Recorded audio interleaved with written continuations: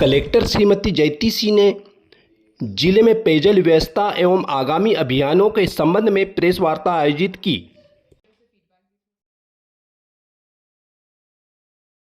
पेयजल के लिए क्या कहेंगे जी, पेयजल व्यवस्था के संबंध में व्यापक बैठक रखी गई है।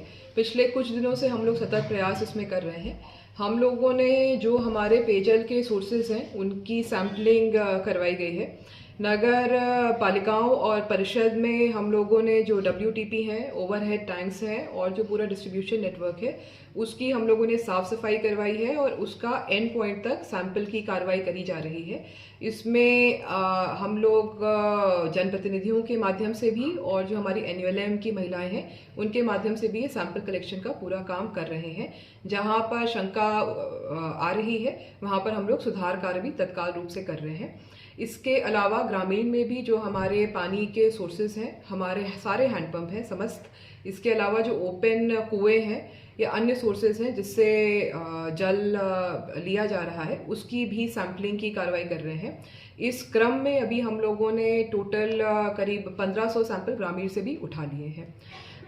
इसी क्रम में जो हमारे निकाय हैं और जो पंचायतें हैं उन्होंने किट भी अपनी प्रोक्योर कर ली है जिससे कि नियमित रूप से हम लोग सैम्पलिंग का काम करें। साथ में IT के इंटरवेंशन से 2 ऐप्स भी शासन के द्वारा दिए गए हैं जिससे हम लोग पूरी सेवरेज नेटवर्क और ड्रिंकिंग वाटर का नेटवर्क है उसको मैप कर रहे हैं। जो इंटरसेक्शन पॉइंट आ रहे हैं यानी कि जहां पर ड्रिंकिंग वाटर की पाइपलाइन या सेवरेज की पाइपलाइन पास में है उसका आइडेंटिफिकेशन करके उसको शिफ्टिंग इत्यादि के ऊपर भी कार्य किया जा रहा है जो हमारे स्तर से संभव है। इसके अलावा जो हमारी पानी की टंकी है उनके साफ सफाई की हम लोग मैपिंग भी, जियो मैपिंग भी कर रहे हैं जिससे कि हमारी टंकी की साफ सफाई का हिस्टोरिकल डेटा भी क्रिएट हो जाए और ऑनलाइन पोर्टल पे भी प्रदर्शित हो जाए कि कब कब हम लोग उनकी साफ सफाई कर रहे हैं। साथ में टंकी के ऊपर आज भी निर्देश हम लोगों ने दिए हैं कि जो साफ सफाई की तिथि है वो भी लिख दी जाए जिससे जन सामान्य को भी पता हो कि उस टंकी की अंतिम सफाई कब हुई थी।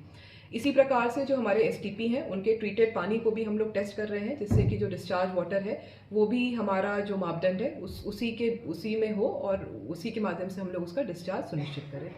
इसमें मैं सभी से अपील करूंगी कि हमारे पास कई माध्यम हैं जिससे यदि दूषित पानी की कोई शिकायत है तो आप हमारे साथ आ सकते हैं। कल जल सुनवाई शुरू करी जाएगी, प्रति मंगलवार ये जल सुनवाई होगी। इसमें वार्ड में पार्षद इत्यादि जो हैं हमारे वो बैठेंगे और पंचायत में भी सभी लोग बैठेंगे।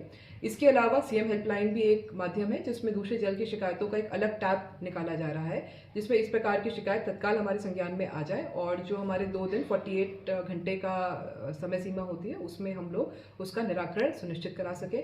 इसके अलावा आपके माध्यम से भी हमें कई सारे पॉइंट्स आ रहे हैं और अन्य नागरिकों के माध्यम से भी आ रहे हैं। उन सभी का संज्ञान लेकर हम लोग व्यवस्थित तौर पर स्वच्छ पेयजल देने का पूरा प्रयास कर रहे हैं। प्राइवेट स्कूल जो सरकारी स्कूल इनमें पेयजल क्या व्यवस्था है? बिल्कुल, हमारे यहाँ जैसे हमने बताया कि ग्राम पंचायत में समस्त हैंडपंप का हम लोग सैंपल करवा रहे हैं, तो स्कूलों में जहाँ पे हैंडपंप या बोर से प्रदाय हो रहा है उसको भी हम लोग सैंपल करवा रहे हैं और क्लोरिनेशन इत्यादि की भी कार्रवाई करवा रहे हैं। किस तरह से मॉनिटरिंग होगी इसको लेकर? जी, मॉनिटरिंग के 2 माध्यम जो हैं जो शासन द्वारा दिए गए हैं। एक अमृत रेखा ऐप है।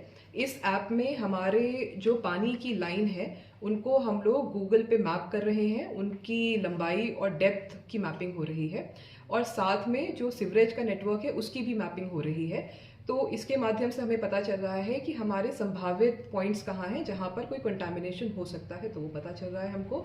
इसके अलावा एक और ऐप है हमारा, ये पूरी चीज़ अब ऑनलाइन कर दी गई है जिसमें जिन जिन जगहों से हम लोग सैंपल उठा रहे हैं उसकी पूरी जानकारी उस ऐप पे दर्ज करनी है जिससे कि हमारा बार बार पुनः सैंपलिंग करने पर हिस्टोरिकल डेटा रहेगा हमारे पास में कि यदि उस सैंपल में कोई शंका इत्यादि हुई है तो हम पीछे जाकर भी देख पाएंगे कि वहाँ पर ऐसी कोई घटना पूर्व में नहीं हुई थी। वर्तमान में भी सैंपल उठाकर उसकी जो पूरी रिपोर्ट आ रही है उसको फीड कर रहे हैं, तो सिंगल क्लिक पे हमारे पास में सारे सैंपल और उनकी जानकारी हमें मिल जाएगी।